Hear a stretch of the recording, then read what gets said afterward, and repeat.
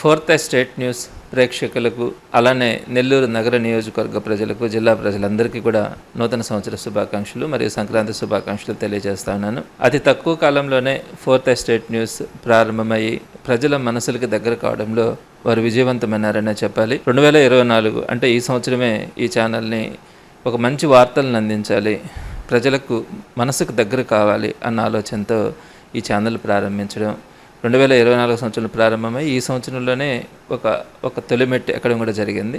రాబోయే సంవత్సరంలో ఈ ఛానల్ మరింత ఉన్నత స్థాయిలో ప్రజలందరికీ దగ్గర కావాలని, నెల్లూరు జిల్లా ప్రజలకు కావాల్సినటువంటి ఒక మంచి వార్తల్ని ఇప్పటిలాగా ఏ విధంగా అయితే ఇస్తూ ఉందో మరింత ఉన్నత స్థాయిలో ఇచ్చి అందరికీ కూడా దగ్గర అవుతుందని మనస్ఫూర్తిగా నమ్ముతూ ఆ యాజమాన్యానికి కానీ సిబ్బందికి కానీ అందరికీ కూడా మరొకసారి నూతన సంవత్సర శుభాకాంక్షలు తెలియజేస్తూ ఉన్నాను.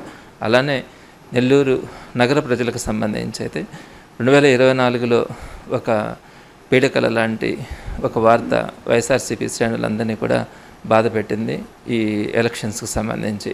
అయితే అనత కాలంలోనే కేవలం గడిచిన 2-3 నెలల్లోనే మళ్ళా వైఎస్ఆర్సీపీ ఈరోజు అత్యంత బలోపేతంగా తయారైంది. 2025 సంవత్సరం నాటికి వైఎస్ఆర్సీపీ మంచి స్థాయిలో ఎదుగుతుందనే నమ్మకం ఈ మధ్య జరిగినటువంటి అనేక కార్యక్రమాల ద్వారా స్పష్టమవుతా ఉంది.